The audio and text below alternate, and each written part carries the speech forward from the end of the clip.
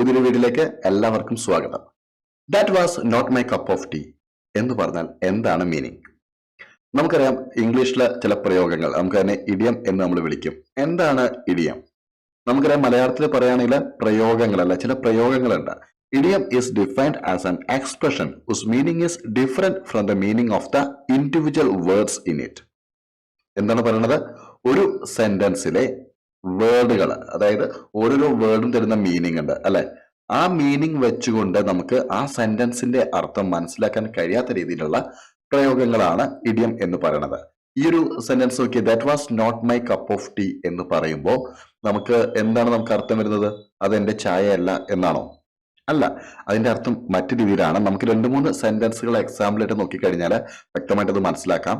I don't like spicy food, it's just not my cup of tea. I enjoy museums. It is my cup of tea. That dress is really not my cup of tea. See, 3 സെന്റൻസുകളുണ്ട് ഇവിടെ. എന്താണ് അതിന്റെയൊക്കെ അർത്ഥം? I don't like spicy food, എനിക്ക് spicy food ഇഷ്ടമല്ല. It's just not my cup of tea.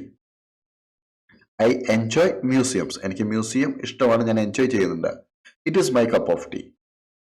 The dress is really not my cup of tea. ഇവിടെ cup of tea എന്ന word അല്ലെങ്കിൽ ആ വേർഡുകൾ ഇവിടെ വരുന്നത് ഐഡിയം, അതിന്റെ പ്രധാന പ്രയോഗം എന്തെന്നാൽ നമുക്ക് ഇഷ്ടമുള്ളൊരു വസ്തുവിനെ കുറിച്ചിട്ടോ അല്ലെങ്കിൽ നമുക്ക് ഇഷ്ടമില്ലാത്തൊരു കാര്യത്തെ കുറിച്ചോ പറയുമ്പോഴാണ്.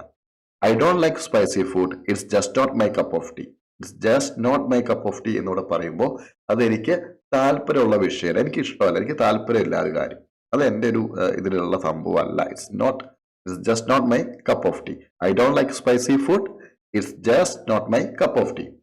ഐ എൻജോയ് മ്യൂസിയംസ്, ഞാൻ മ്യൂസിയംസ് എൻജോയ് ചെയ്യുന്നു. It is my cup of tea.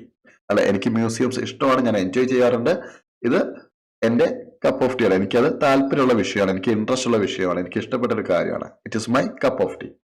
That dress is really not my cup of tea. ആ ഡ്രസ്സ് എനിക്ക് ഇഷ്ടമല്ല, എനിക്ക് താല്പര്യമില്ല, മറ്റൊരു വിഷയമാണ്. ഓക്കെ, സോ അതാണ് കപ്പ് ഓഫ് ടീ എന്നൊരു പ്രയോഗത്തിന്റെ ഒരു മീനിങ് വരുന്നത്. സോ നിങ്ങൾക്ക് അത് മനസ്സിലായെന്ന് വിചാരിക്കുന്നു. വീഡിയോ ഇഷ്ടപ്പെട്ട ലൈക്ക് ചെയ്യുക. ഇത്തരത്തിലുള്ള വീഡിയോസുകൾ കാണുമ്പോൾ നിങ്ങൾക്ക് തീർച്ചയായിട്ടും ഇംഗ്ലീഷ് ഇംപ്രൂവ് ചെയ്യാവുന്നതാണ്. സോ ചാനൽ സബ്സ്ക്രൈബ് ചെയ്യുക, വീഡിയോ ഇഷ്ടപ്പെട്ട ലൈക്ക് ചെയ്യുക. Okay, thank